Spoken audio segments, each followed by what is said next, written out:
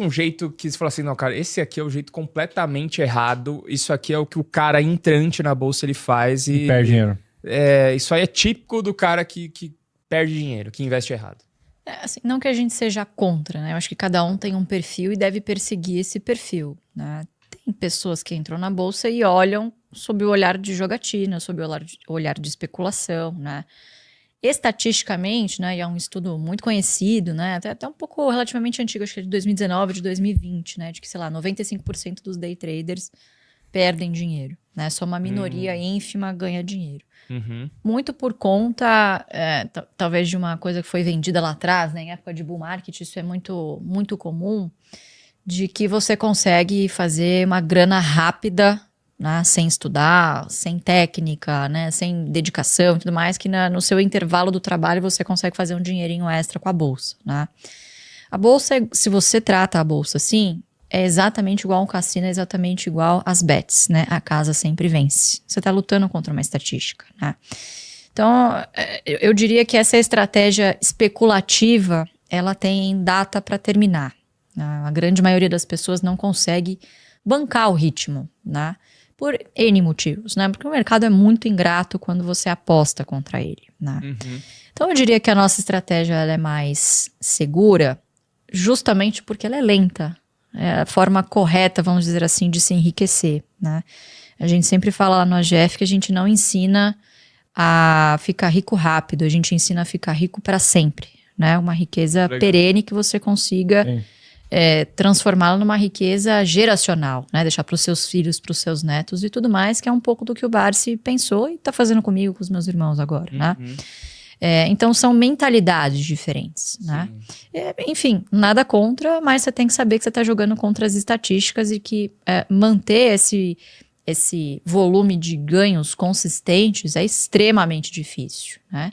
É possível, mas se você lidar com isso como se fosse uma profissão, né? Estudar e se dedicar exclusivamente a isso, né? Então acho que esses são comportamentos muito nocivos, né, para o investidor que acha que vai chegar e vai fazer a vida amanhã e vai se aposentar, né? Geralmente a expectativa é a mãe das decepções, né? Uhum. E aí quando a realidade bate a porta, o fulano vira, a bolsa é um cassino, a bolsa não é para mim, isso aqui é uma jogatina, é só para rico, né? Quando na verdade não é bem assim que funciona, né? Então a nossa estratégia ela é uma estratégia de enriquecimento com o tempo. Tá? Legal. Eu acho que a grande maioria das pessoas, elas vão entrar pela porta errada. Ela vai querer ganhar dinheiro rápido. E eu vou te falar sinceramente, não foi diferente comigo, tá? Então, quando eu comecei no mercado, lá em 2007, então a maioria vai entrar pela porta errada. Ela quer ganhar dinheiro rápido, né? E é muito sedutor você falar, pô, cara, assim, você coloca 1.000, amanhã você vai ter 1.200 e por aí vai, né? Então, isso é muito sedutor. Só que aí vai chegar num ponto, igual a Lu falou, que é uma estratégia que tem jornada curta. E aí você tem dois caminhos. Ou você vai culpar o mercado, você vai falar que o mercado é um cassino, você cai fora. Ou você pode ter um exame de autoconsciência e falar, pô, cara, então assim, peraí, mercado talvez não é isso. Eu preciso estudar. E aí eu vou para uma estratégia para realmente estudar. E aí sim você tentar corrigir essa rota. Porque assim, a gente está falando agora de jiu-jitsu, né? De jiu-jitsu, de investimento. Se você perguntar para todas as pessoas que a gente conhece, você fala assim, cara, você gostaria de aprender a se autodefender e tal? Todo mundo vai falar que gostaria, né? Mas quantas pessoas estão dispostas a se sacrificar para começar a trabalhar no dia a dia para que você consiga atingir esse objetivo? Poucas. Investimento é a mesma coisa. Se você virar pro cara 100%, cara, você quer ter liberdade financeira? Todos vão falar, eu quero ter liberdade financeira. Todo mundo quer. Lógico. Mas quem está disposto a ter disciplina, né, paciência, poupar todo mês, seguir uma estratégia durante anos e a vida inteira? Poucas. E é por isso que as pessoas acabam indo para um caminho mais rápido. E aí elas vão acabar, o quê? Perdendo. Assistindo a grama crescer, você não vê, mas você se distrai quando você vai ver, pum, passou uma semana, a grama tá desse tamanho, né? Então, de repente, as coisas acontecem, né? Tem um fenômeno interessante, a gente já rodou alguns estudos, né, para verificar isso, que é o que a gente chama de zona de arrebentação. Quanto tempo você precisa ter minimamente de consistência para você começar a ver os seus dividendos equivalentes mensais ao seu aporte, né? O que é o aporte? É o que você tira do seu salário, né? Ou enfim, das suas rendas ativas para transformá-las em investimento.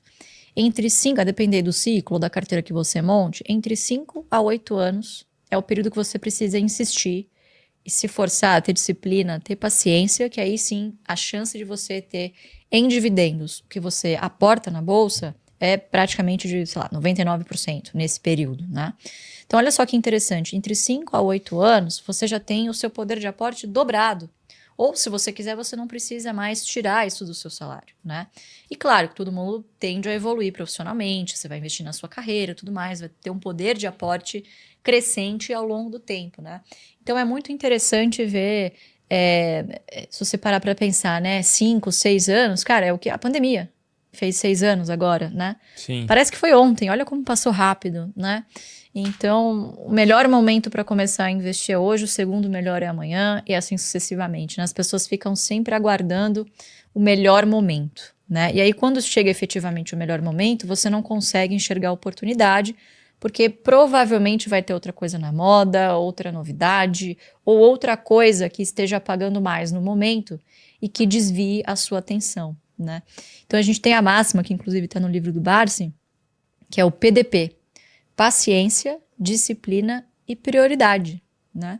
Então, o bom investidor de longo prazo, ele além de ser um bom perdedor do CDI de curto prazo, ele também, ele meio que anda assim, porque a quantidade de produtos e variedade de opções que nós temos hoje de investir, né? Agora você consegue muito facilmente globalizar o seu patrimônio, você tem criptomoedas, você tem FDIC, você tem uma gama muito ampla disponível para o acionista pessoa física hoje, que não era disponível lá atrás, né? Que estava disponível apenas para investidores com maior poder aquisitivo, né? Uhum. Então, hoje, a chance de você se desviar do seu caminho, da estratégia, ela é muito maior do que era antes, né? Apesar de ter ficado mais fácil pelo acesso à informação, pela queda dos custos dos serviços, né? Hoje você consegue operar por plataformas low cost sem absolutamente custo nenhum, né? Seja de corretagem e tudo mais, se você desejar, ou vir um ETF que tem um custo bastante reduzido, né? Então, assim, às vezes, ter muitas opções, o ser humano tem dessas, né? Às vezes você precisa reduzir o seu escopo, né? Reduzir as opções que você tem para tomar suas decisões, senão você fica perdido com tanta coisa na sua frente, né? Então, essas 3 características reúnem as características que a gente acredita que maximizam a chance do investidor ser bem sucedido a longo prazo, né? Prioridade e disciplina. De pagamento de lucro consistente nos últimos 5, 10 anos. Margens boas, baixo endividamento. Yield, que é o que a gente coloca, um yield mínimo de 6% ao ano, ou seja, de quanto que a empresa vai te retornar em dividendo no ano, que a gente exige no mínimo 6%, que a partir daí a gente vai calcular o máximo que a gente pode pagar por essa empresa, Que é o preço teto. Que é o preço teto, para ter um retorno de 6%. Então, quando você faz isso aí e coloca esse filtro aplicado no mercado, talvez hoje, no mercado, no patamar de preço que a gente está, sei lá, vai chegar umas 4, 5 empresas. Hoje, né? Hoje, no momento atual de mercado, umas 4, 5 empresas. Então, fica muito fácil para a pessoa que é um investidor, pessoa física, né, uma pessoa comum que trabalha e que não quer ficar ligado no mercado e nem pode ficar ligado no mercado o dia inteiro, você fazer um filtro de boas empresas que vai te trazer um retorno em dividendo, porque no final das contas, eu acho que o grande diferencial da estratégia é que o dividendo deixa o investidor no jogo por mais tempo. Né? A gente costuma brincar que quando a maré baixa é que a gente vê quem está nadando pelado. Então, no momento que está tudo às mil maravilhas, todo mundo fala que a empresa está subindo, está valorizando, não sei o quê. Mas na hora que cai, todo mundo procura o dividendo, que é o farol, que é o porto seguro, para que a pessoa consiga, de alguma forma, tangibilizar o investimento. Então, por isso que é bacana, porque quando você investe em boas empresas de dividendo, que pagam de forma constante a bons preços, você vai conseguir, inicialmente, ponto 1, receber os dividendos que vai te deixar no jogo. Só que se a empresa é boa e o projeto é bom, como consequência ao longo do tempo, ela vai também valorizar, de forma natural. Não é algo que a gente busca a valorização, mas é inevitável que uma empresa boa, com um projeto bom, comprada a um bom preço, ela vai valorizar também. É isso. Então, assim, indiretamente, o que a gente está fazendo, né? Ao colocar uma margem de segurança baseado na nossa remuneração mínima exigida, você deixa uma gordura em relação ao que a empresa vale, né? Você compra nesse teto. E o nosso intuito não é pegar o menor preço possível, isso é impossível de de se calcular, e eu acho que é um exercício muito ingrato, que às vezes o investidor fica, talvez por centavos, perdeu uma grande oportunidade, né? Sim. Você não Quem consegue nunca? acompanhar isso, né? Quem nunca? Não consegue acompanhar e, assim, não vai conseguir acertar. E se acertar, foi sorte, não foi competência. Sempre tem história de alguém que acertou, né? E aí o cara carrega isso como um troféu e isso. tudo mais. Que bom, parabéns, né? Mas a gente se preocupa em não pagar caro, né? Então essa é a nossa grande preocupação, ter essa margem de segurança. E ao você não comprar caro, obviamente as chances que você tem de ter também uma boa valorização de capital, elas aumentam no futuro, né? Quanto mais tempo você mantiver esse papel na sua carteira. O etc. que a gente estava até falando agora na hora do almoço. Então, assim, a pessoa que está começando, ela quer todo dia olhar home broker, ela começa a olhar aquele negócio, caiu lá, 1% ela já quer vender, né? Então é muito difícil você controlar o seu comportamento para quem está começando. E eu acho que um grande papel que a gente faz no dia a dia é educar as pessoas para que elas tenham um comportamento adequado, para que nessas pequenas volatilidades que a gente tem, nesses solavancos que o mercado, vocês falaram aqui que a gente não tem mais tempo fácil, né? Quando isso acontece, ao contrário do que as pessoas falam, é uma grande oportunidade. É uma oportunidade de você aumentar a sua posição. Porque se você tem uma meta numa empresa de comprar, sei lá, 100 mil ações e ela caiu pela metade do preço, você vai conseguir com o mesmo valor financeiro comprar muito mais. Então você vai chegar mais próximo da meta.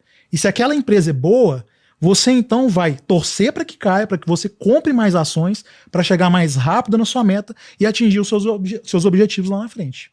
Mas aí, Jean, você tocou num ponto que às vezes pode confundir muito a galera. Por que uma empresa boa, o valor dela da ação pode cair? Se a empresa é boa, por que tá caindo? Por quê? O cara pode olhar lá e falar assim, pô, mas os caras estão falando que é bom e toda hora eu olho aqui e o negócio tá caindo. Então, porque o mercado não é eficiente. O senhor mercado é um maníaco depressivo, claro. Bons e maus negócios estão sujeitos, obviamente, aos fluxos diários, né? Então, imagina que o mercado ele não é uma entidade super, né, assim, sobrenatural. O mercado nada mais é do que uma série de indivíduos tomando as suas decisões ali em tempo real, né? Então, você imagina, eu não sei o que está passando pela sua cabeça, por exemplo, vamos para uma época de pandemia, por exemplo, época de crise, por que os preços despencam? Primeiro você tem aquela coisa do tipo, meu patrimônio vai cair, então eu vou realizar lucro, eu vou vender antes que eu veja o meu patrimônio se deteriorar.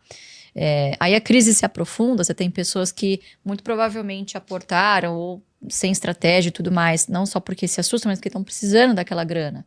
Fundos, por exemplo, o cotista resgata e independentemente se a ação está barata ou não, ele é obrigado a devolver os recursos para o cotista. Então ele precisa vender as suas posições para entregar de volta o recurso investido para o cotista, né? Então você tem N variáveis que influenciam as compras e vendas diárias, né? E a principal delas para uma bolsa tão restrita e tão pequena como a nossa é justamente os fluxos. Então, o que a gente está vendo? O Brasil ele não virou a Suíça de 2025 para 2026. Muita pouca coisa no nosso micro aqui, né?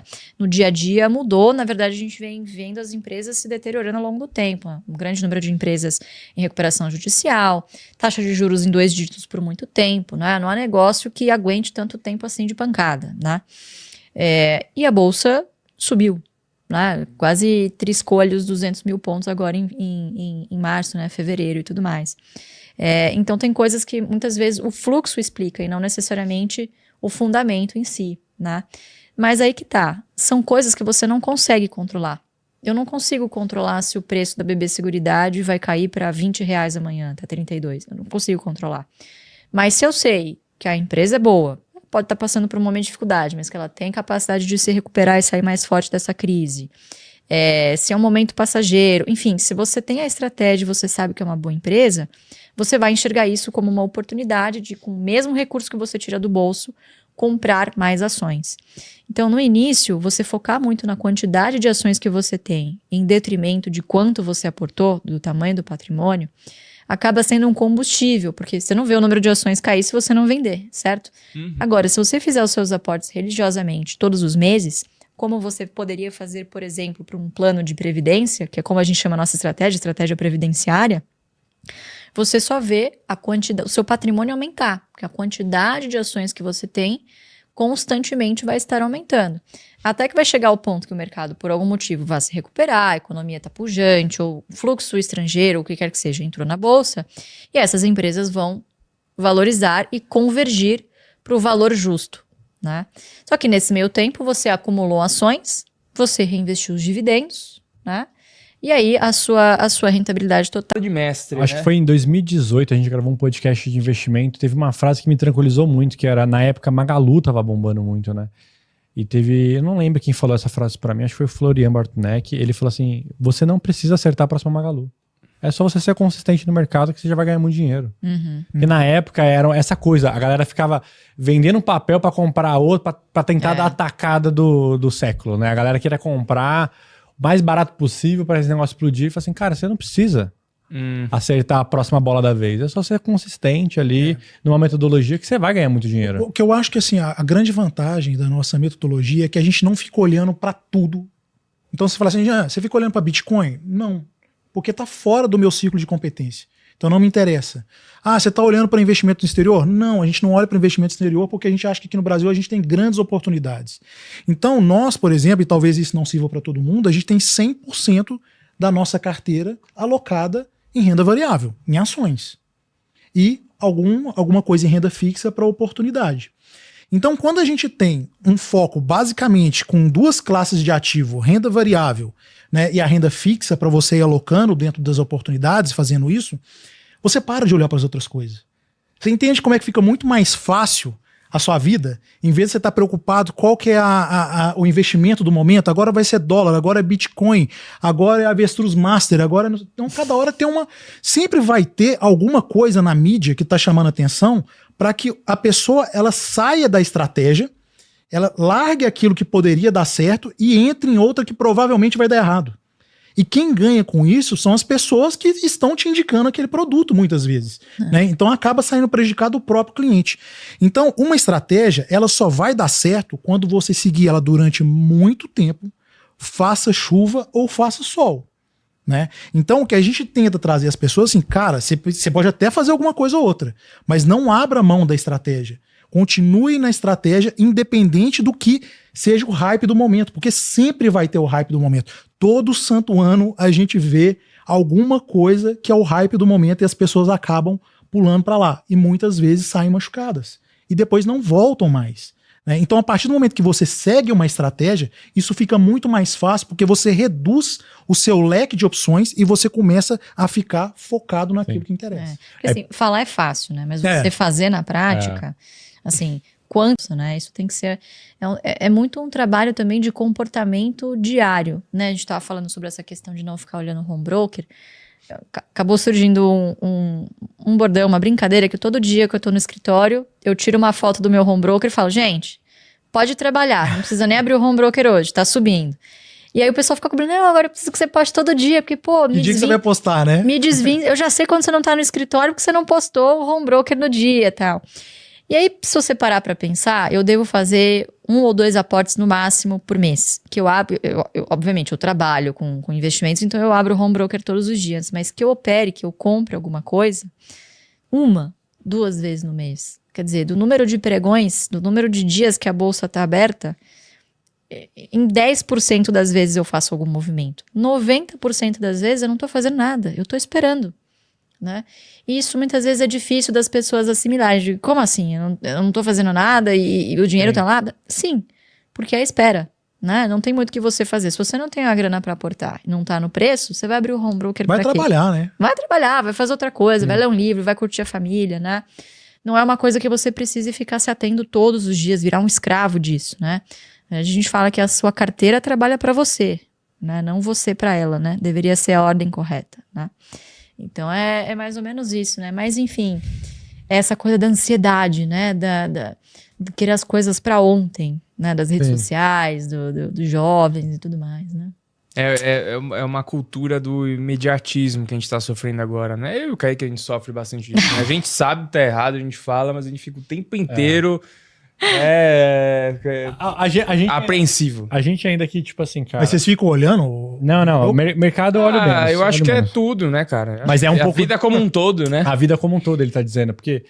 E olha que a gente, sei lá, já gravou aqui uns 650 Primocast, a gente já aprendeu muita coisa com muita gente, né? 7 anos gravando. Só que a gente vê até no dia a dia como o mundo tá mais rápido, né? Tá.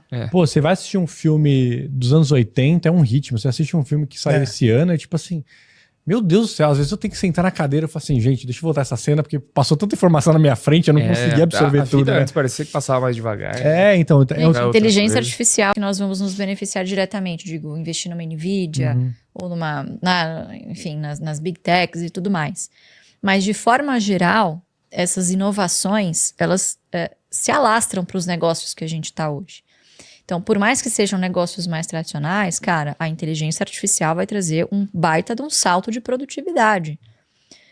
Bancos, caramba, a gente já está falando com IA no atendimento, assim, isso vai cada vez mais ganhando produtividade em outras camadas, e por aí vai, da mesma forma que a internet lá nos anos 2000, né? O Buffett na época foi muito criticado de não ter naquele momento as grandes empresas dessa revolução que estava acontecendo, só que, cara, qual empresa da carteira dele não se beneficiou do que aconteceu com a internet lá nos anos 2000? Todas se beneficiaram. Sim. Então, assim, não necessariamente você precisa estar no hype para você se beneficiar.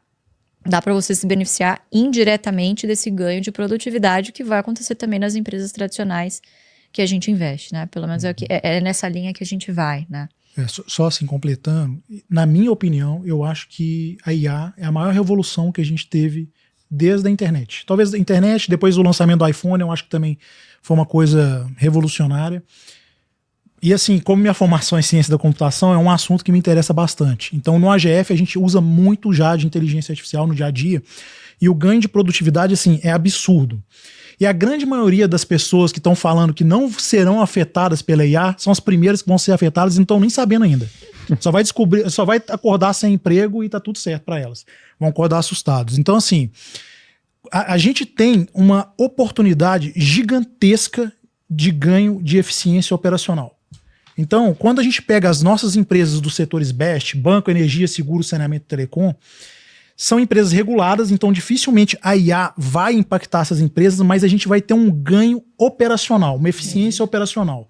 Essa eficiência operacional, sinto muito falar, mas muitas vezes se chama demissão de quadro de pessoas. As pessoas têm medo de falar isso, mas a verdade é que vai existir demissão em massa. E vai aumentar a margem das empresas. E vai aumentar, é exatamente esse o ponto que as pessoas não estão falando. Vai aumentar a eficiência operacional, como consequência vai aumentar a margem, e na última linha vai aumentar o lucro e depois vai distribuir mais dividendo. Cara, imagina na época que teve a pandemia. A pandemia foi o boom de tecnologia, programadores. Se tivesse IA naquela época, não teria tido esse boom de vagas, empregos. A galera só ia implementar um monte de IA e ia conseguir suprir. Exatamente. O programador até 6 anos atrás era a atividade mais escassa e mais bem paga. Agora já estão falando que não vai existir mais programador. Né? Já tem o pessoal usando o cloud aí para programar tudo, assim, coisa que 20 faziam, um cara no cloud já está fazendo. Então, assim, eu acho que é uma grande revolução. A gente tem provavelmente a formação de uma bolha tecnológica, de novo, a gente estava falando sobre isso, mas sempre tem um ganhador. Né? Toda bolha tem um ganhador. Né? Provavelmente o primeiro, ele não é o vencedor, o primeiro que entrou. Mas a gente vai aperfeiçoando o mercado, vai aperfeiçoando a tecnologia, em algum momento a gente vai ter um grande ganhador. Então a gente pega, por exemplo, dos anos 2000, quem que são os grandes vencedores? Você tem lá o Google, né, que a gente vê, tem a Apple, que não é dos anos 2000, mas também é uma vencedora. Né? Mas assim, então alguma coisa vai sobrar disso. Eu acho que é algo que veio para ficar. E a gente, como investidor de empresas no geral, empresas que têm essa barreira competitiva, a gente vai ser beneficiado disso em última instância recebendo dividendo. Cara, eu acho que a nossa geração é muito privilegiada porque a gente vai poder surfar no começo da onda.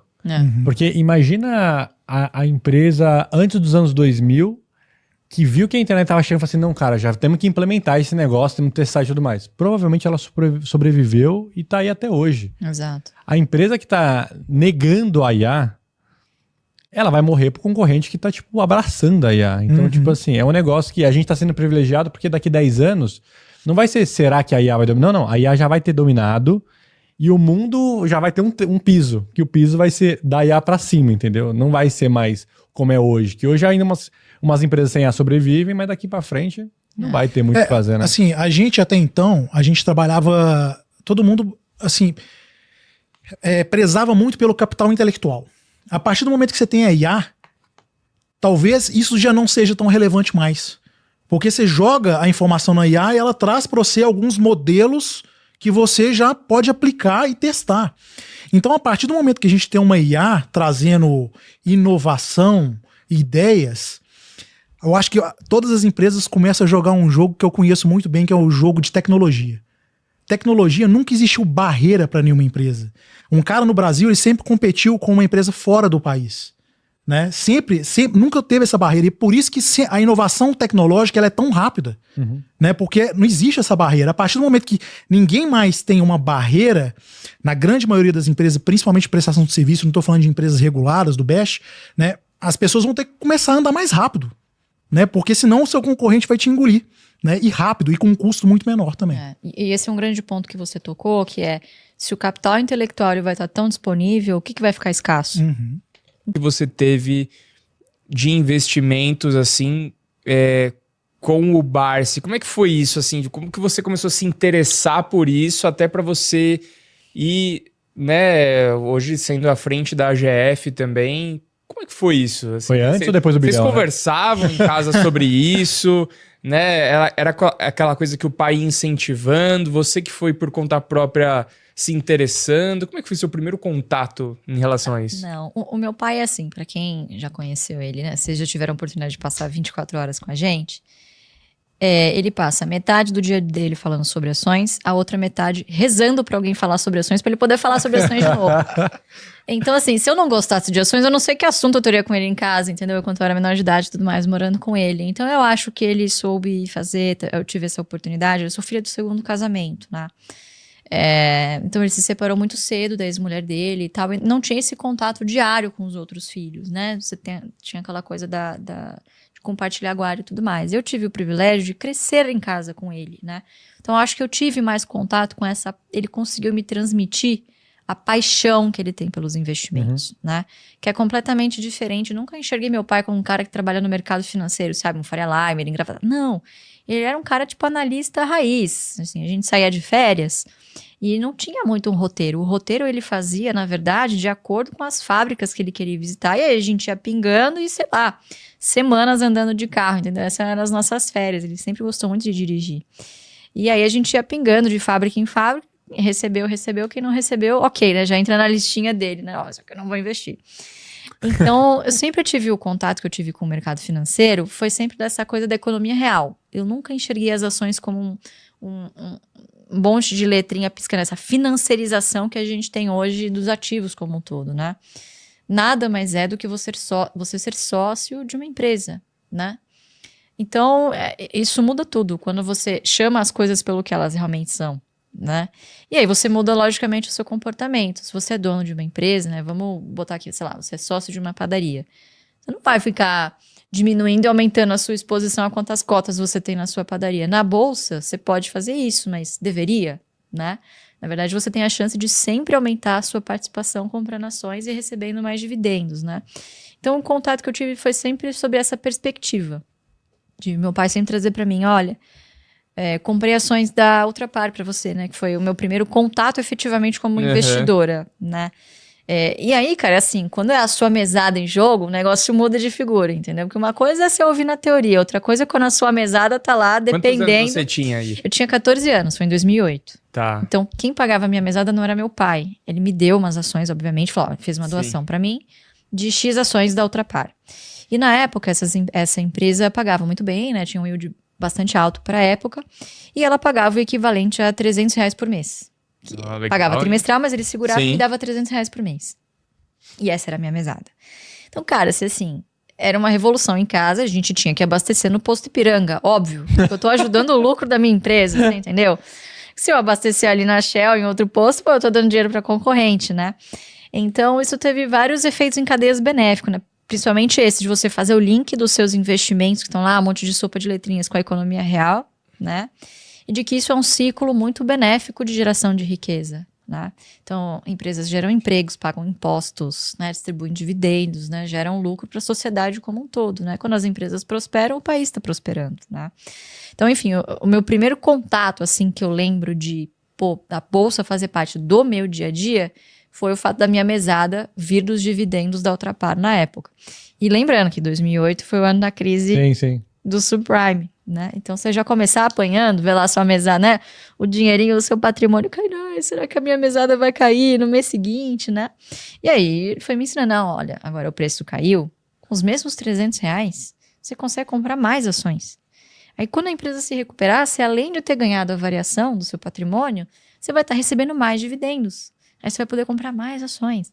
Então, assim, é um ciclo muito virtuoso, né? É um círculo muito virtuoso. Sim. Então, enfim, é claro que ter alguém em casa que, desde pequena, me incentivasse a fazer isso, foi um grande privilégio. Nem todo mundo tem isso em casa hoje. Mas, poxa, hoje com acesso a tanta informação que a gente tem, você consegue fazer.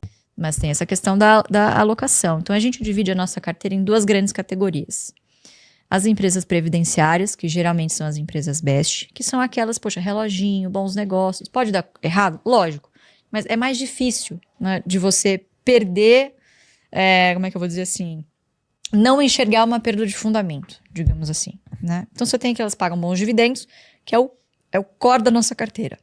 E é essa carteira que, depois de um tempo, permitiu, foi esse fluxo de dividendos que permitiu que ele olhasse para outra categoria de empresas da carteira dele, que são as empresas de oportunidade. O que são empresas de oportunidade? São empresas que, por algum motivo, seja uma empresa em turnaround, ou está alavancada, ou é uma small cap, que a gente imagine que isso possa um dia se tornar um grande pagador de dividendos. Ah, legal. Né? Então, assim, a mortalidade de empresas dessa carteira, ela é muito mais alta do que a dessa. Total. Pô, o Banco do Brasil tá aí há 200 anos, entendeu? Sim. Tá aqui, não vai quebrar, assim, já quebrou várias vezes e recuperaram a empresa e tudo mais, mas o dia que o Banco do Brasil não tiver mais aqui, o Brasil já foi faz tempo, né? Mas a gente olha para essa outra categoria de empresa, o Barsi olha muito para essa categoria de empresa, eu tenho uma parcela também do meu capital nisso. Só que o que acontece? As pessoas, da mesma forma que as pessoas dizem que seguem o Buffett, né? As pessoas que dizem que seguem o Barsi só vendo manchete de notícia, o que vende? O Barsi comprou mais uma vez Banco do Brasil de novo? Ou, porra, o Barsi tá olhando uma nova grande oportunidade que ninguém tá olhando? Paranapanema, porra, aí o pessoal vê, uma baixinha, não Aí sei o cara pega o patrimônio inteiro e aí compra, que né? o fulano mas é faz? loucura mesmo. Porra, me bota, sei lá, 20% nisso. Não tá seguindo o bar, você concorda? Tá seguindo as manchetes? Tanto que a gente não tem nem curso que ensina carteira de oportunidade. Escuta, para nós, réis mortais, e nós nos incluímos nisso, cara, faz lá a sua carteira previdenciária, você não vai se arrepender. Você não vai ter emoção também, mas você não vai se arrepender. Feijão com arroz, né, Lu? Faz o feijão com arroz, que assim, você vai estar muito bem no longo prazo, entendeu? Sim. E uma coisa que vocês falaram que é muito importante é, gente, conheça as empresas que estão investindo. Olhem lá, entrem no site. Ah, que legal, eles são dono dessas lojas. Pô, e outra, cuida do seu patrimônio. Que nem a Luz falou. Cara, a empresa que ela tinha um posto Ipiranga. Cara, eu tenho 2 opções. Pô, eu posso abastecer no meu posto ou no concorrente. Pô, vou tentar priorizar a empresa que eu tô investindo. Eu acho que facilita bastante. Porque eu acho que você tangibiliza um pouco mais. Quantas pessoas aí investem em Itaúsa e não tem conta no Itaú? Você fala assim, cara, meio contraditório. Compra BB e não tem conta no Banco do Brasil. Assim, não necessariamente a empresa que você é cliente ela é um bom investimento. Né? Pode ser que você adore a empresa, mas ela talvez não é um bom investimento. Mas quando você consegue casar as coisas, uma empresa que você é cliente e ela é um bom investimento, sei lá, Banco do Brasil, tô supondo aqui, ou a Klabin, né, que a gente fala bastante também, aí é maravilhoso, porque você fala, pô, você consegue tangibilizar mais dentro de você que aquilo exatamente, e vira até um... Mas eu já imaginava que daria certo. Sendo bem sério, eu nunca tive dúvida de que daria, assim, vai dar errado. Não, cara, vai dar certo. Muito legal. Porque é de verdade, porque a história é muito bonita, né? E porque tem realmente uma coisa aqui para ser passada adiante, né?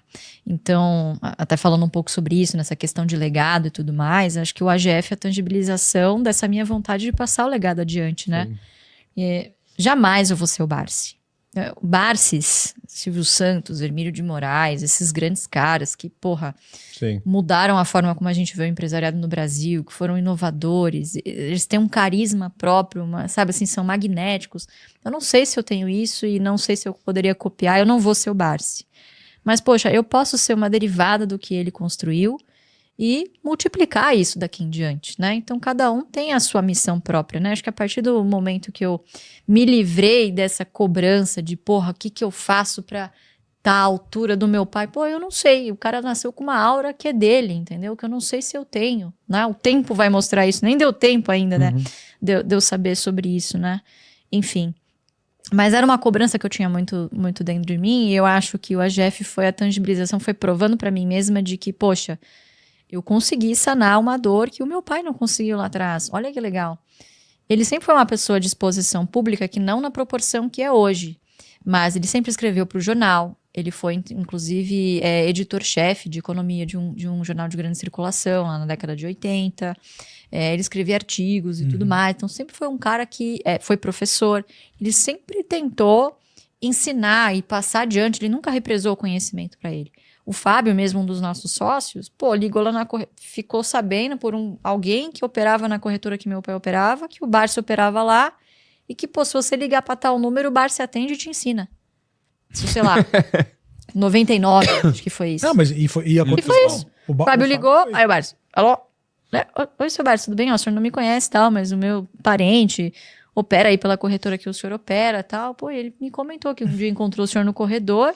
O senhor sentou lá com ele e deu uma aula, 2 horas lá falando de bolsa, tal, não sei o que. O senhor se importaria de me atender? Não, pode vir amanhã, meio-dia. Pum. Eu já vi ele fazendo isso já. E ele, assim, até pouco tempo atrás, antes da fama, vamos dizer assim, ele fazia isso mesmo, né? As pessoas iam na corretora, na Elite, e, ele recebia de maior bom gosto, e fez isso com o Jean. O próprio Felipe também chegou assim, o Felipe estava em transição de carreira, indo para ser assessor e tudo mais, e chegou assim.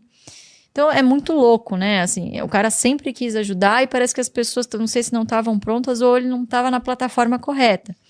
E aí, venho eu, de uma segunda geração, pego o que já está pronto, vamos dizer assim, a gente transforma isso num negócio e vai para a internet. Entendeu? Uma coisa que talvez ele não teria como fazer, eu fiz. Poxa, olha que legal. Então, talvez as pessoas que conheciam o Barsi antes, hoje muito mais gente conhece o Barsi pelo trabalho que a gente faz.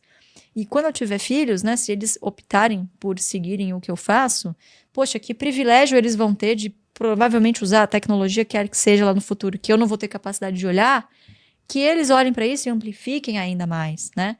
Então, é possível você dar continuidade às coisas e imprimir a sua marca, imprimir a sua personalidade, né? E aí foi uma das coisas, de transformar uma estratégia em uma estratégia, seja em curso, seja uma estratégia para você aplicar, por exemplo, nos nossos consultores, nos nossos assessores, né, para fazer a carteira para você, seja no app, seja via livro, né?